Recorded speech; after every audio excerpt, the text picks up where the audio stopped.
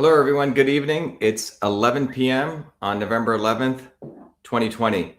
I've been extremely busy, as many people know, sharing the analysis, the mathematical analysis we did on the events in Michigan, on the election. But I did not want to forget Veterans Day. Veterans Day, to me, is one of the most important days in American history and the lives that affects all of us. And I want to share a little bit about my perspective on it, particularly with what's going on in the world today. And I'll wait until people join us as people are coming in. Hello, everyone. Again, as I mentioned, today is Veterans Day. I started this broadcast exactly at 11 p.m. on November 11th, 2020. It's a very, very important day, as I mentioned. What's very interesting is some very profound events always occur to me on 11/11. I guess part of me looks at numbers as a mathematician. I love the beauty of numbers, and 11/11 at 11 p.m. is interesting. As many people know, the armistice was signed at 11 a.m.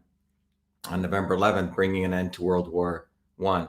But we'll wait for people to join. So we have people from Scottsdale, Southern California, Oregon. People are joining us. What else do we have? Thank you. You're welcome. People, thank you. How can we get irrefutable evidence about voter fraud? Minnesota, great to have you. 11/11 is a master number. Tenzing, nice to have you. So wait for people to join. And we also, earlier today, I was out for about 3 hours. We had a international symposium through our center, our research center, that we had a scientific discourse sharing the connections about masks and oral health. Again, this is another big area where we need to bring some significant science to. And what we shared was we've identified some very, very important causal relationships between mask wearing and oral health and the increase of periodontal disease and other oral health diseases. But that's, we're going to be sharing more of that. But we attended a symposium where I gave a talk at with one of my colleagues. It was very, very, I think, illuminating to a lot of people who came. But great to have people. Kill the fake vote. Indiana, Texas, Venice, Florida, Arizona, Baltimore, Maryland. And those of you who are joining, please feel free to share this to other people across the country so people can join us. Florida, Desiree, Staten Island. Thank you. Yes, at this conference today, we really went down to the truth of, first of all, sharing the molecular systems of periodontal disease. For nearly 3 years, my research group, with the technology that I've created, we've created a very powerful way to actually understand what happens when you wear a mask at the molecular systems level. So that's what I was sharing. But anyway, since people are on, let me talk a little bit about November 11th and what it means to me. Many of you know I came from an India, which was a land of many, many diverse things. But I grew up in India, which was a place where we were considered untouchables. India has a caste system. And my incredible mother and father, who in their conditions, we were considered untouchables, the lowest of the low caste in India. Because of their incredible resourcefulness, they were able to get educated. And that education is what created a revolution in their lives. They were able to leave India in 1970. On my 7th birthday, my family left India and we came here. And one of the main reasons my dad and mom said they came here was for freedom and adventure, but really freedom, the freedom that was not afforded to them in the conditions of India, primarily not only in the political and corrupt conditions of the time, but also where we were in that social hierarchy. So my parents made an incredible move in 1970 to come here. As many of you know, I grew up in New Jersey with everyday working people, and then came to MIT and did a lot of work. But in terms of my desire to get educated more. But throughout that entire process, the notion of freedom was what always drove me, because where I grew up in India, I saw my grandparents, who were poor village farmers, work extremely hard. My grandmother, my great-grandfather, for example, were considered like the village shamans. My great-grandfather and my father's side had grown up in Burma during World War II, where, the entire World War II was raging on. They went there with nothing. My great-grandfather, as a 12-year-old, as an indentured servant in the late 1800s. And then my entire father's side of the family grew up there. Then World War II came, and then they lost everything, and they literally came back to India. So they went through this very interesting journey. But throughout that process was always this notion of freedom. And that's what really compels everything that I've done. And when I look back on Veterans Day today, we have to recognize that it would be very wrong for us to forget what these people actually, many veterans who are alive today, but many of those who gave up the most ultimate sacrifice died for. Our veterans died for principles, the principles that this country was a home of the land of the free and the home of the brave, the land of the free and the home of the brave. What does that mean? That means that this country was supposed to be the land where we cherish freedom, and we were willing to fight and die for these fundamental values. And that's what makes this country great. The greatness of this country comes from some amazingly enlightened founders. When you look at the history of the people who created this country, these people were children of the Enlightenment. They were working people. They didn't have to do this. They risked their lives. And the Constitution and the entire Bill of Rights, it was an extraordinary document. And it was done by people, again, who were willing to sacrifice their lives for freedom, who were amazingly courageous people. When they signed their names on that Declaration of Independence, they were literally risking their lives. They were essentially saying they drew a very clear line in the sand. And since that time, the people who fought in the Revolutionary War, people went to fight in the many wars, particularly in a war like World War I or World War II.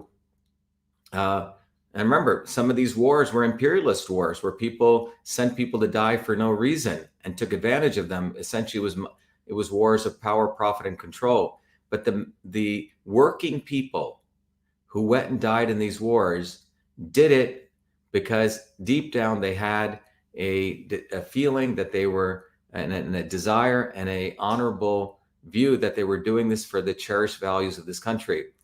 And people got maimed, people lost parts of their body, never to ever recover them, emotional distress, PTSD, and so on. These were incredible sacrifices that were made. And what were they fighting for? They were fighting for this fundamental cherished value of freedom. We talk about truth, freedom, and health in the movement that we're building across the country right now. But truth and health cannot exist without freedom.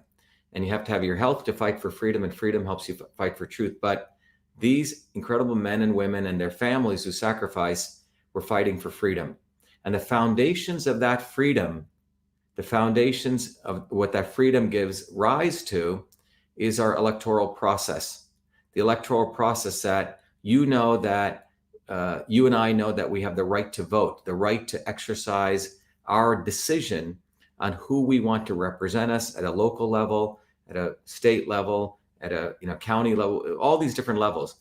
But it is all based on this notion that your vote actually has meaning, and it's one person, one vote. That was a fundamental notion, and that is the ultimate exemplification of that freedom. So those people who died for us fought for us having that ability to exercise that freedom. And my analysis, my experience, my personal experience is not theory. When I just recently ran in the US Senate election, my personal experience in seeing our amazing volunteers in the recent US Senate Massachusetts Republican primary, we had 3,000 volunteers. Our volunteers worked day and night and putting up lawn signs. And we knew we had won that election 2-1, 250,000, 100,000 votes. And we saw the election being stolen from us. And that led me down to the path to start using my engineering skills, math skills, to understanding what happened. And that helped us uncover the fact that in the software systems, in the software technology systems, is a feature that you didn't put in, I didn't put in. A few set of private companies put in a feature where our votes are no longer treated one person, one vote, which is a foundation of the freedom that those veterans died for in foxholes in Germany and places we don't even know. Men's names, men and women's names we don't even know. They fought for the understanding that it was one person, one vote. but people have subverted everything that those people fought for by creating technology systems that allow people to manipulate the votes. And that's the unfortunate truth that we shared not only with our election in Massachusetts, but more profoundly and more relevantly right now with the presidential election in Michigan.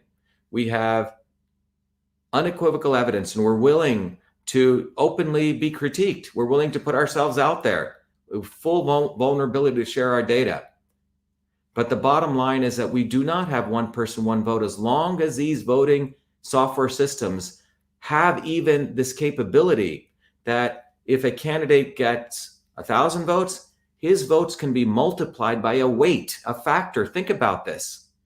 So if you got 1,000 votes and I legitimately got 1,000 votes, someone can decide they want to select you, not elect you. Someone over here decides to select you, and they can turn a few switches in microseconds, or in fact, nanoseconds. And with that turning of that switch, your votes get multiplied by, let's say, 2.5.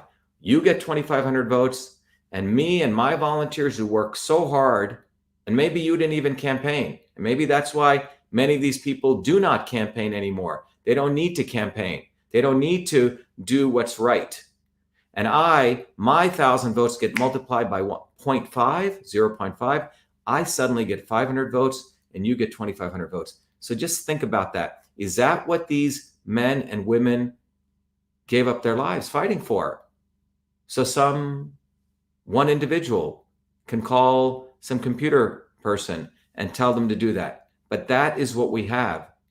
In this country today, with the fact that we have consolidation of power at the technology levels, that a few people can control those electronic voting systems, I have to unfortunately share with people that we've given away our democracy. And that's why I said if we want to honor our veterans, we must fight. We must fight. We have no solution but to do that. And I'm telling you, we cannot trust lawyers. We cannot trust politicians. We cannot trust talking heads. We cannot trust grifters, because these people, the people I just mentioned, their lives are built on drama and making up stories and words. Who do I trust? I trust working people. You know, the plumber, the electrician, the mother, the father, the engineer, the people, the nurse, who actually, from the time they get up in the morning, they don't live in the world of words and stories and dreams. They live in the world of truth. They have to solve a problem, materially identify a problem and solve it. Otherwise, the small business owner is out of business. The engineers, the planes he's building fall out of the sky. Those of us who work cannot live in the world of simply words and simply stories and drama like actors and politicians, etc. We are the people who must live in reality. And it is time that we working people recognize that we've been all sold out. It's time that we working people recognize that it's time that we get educated. And it's time that we recognize that if we don't get educated, we will surely be enslaved. And we are at an important point in history of this country, because we have amazing people in this country. The United States, I've traveled all over the world. I always tell people the American people are the most innocent, kind, but naive people. And they've been made more and more and more naive by those lawyers, by those politicians, by those celebrities, by those actors, by those grifters and those talking heads. And you have outsourced our future, our decision-making to them. That is a mistake you made, and that's a mistake we must stop making. We can no longer afford to do that. What I've shared in the past 72 hours is an unfortunate truth. The math doesn't lie. The engineering doesn't lie. And what it shows is that our voting systems, our electoral process are not just flawed, but they're completely corrupted. That's where we're at. And if we truly want to honor our veterans, it's nice to salute the flag. It's nice to say Happy Veterans Day. It's nice to get the day off, but that's not sufficient. It is our deeds that matter. And I'm asking you today that honor our veterans by becoming educated citizens. You cannot outsource your stuff to CNN. You can't outsource your stuff to Fox News. You can't outsource your stuff to any of these politicians.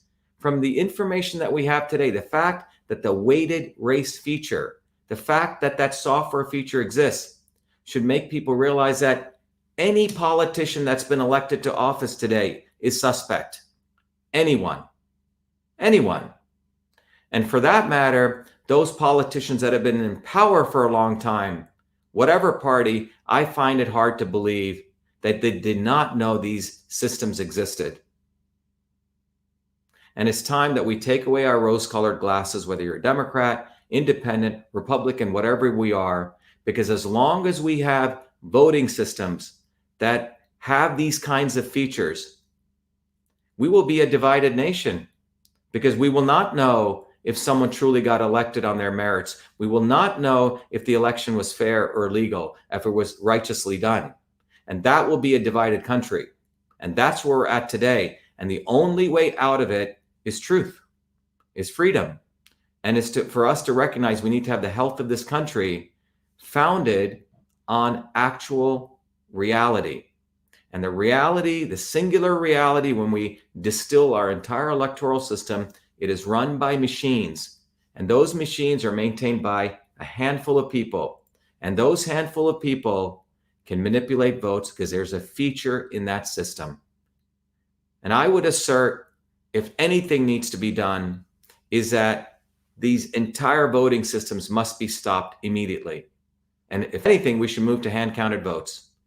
Because as long as that feature is in there, and I'm telling you this as a technologist, it's absolute power corrupts, and power corrupts, and absolute power corrupts absolutely.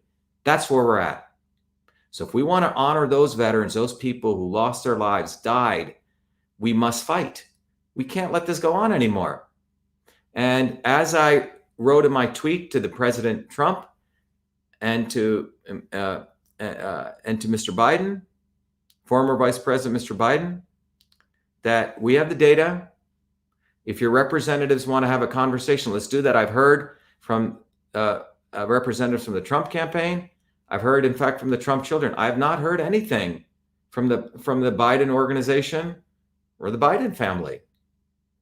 And I'm still willing to listen to them, but we cannot allow this to go on any further.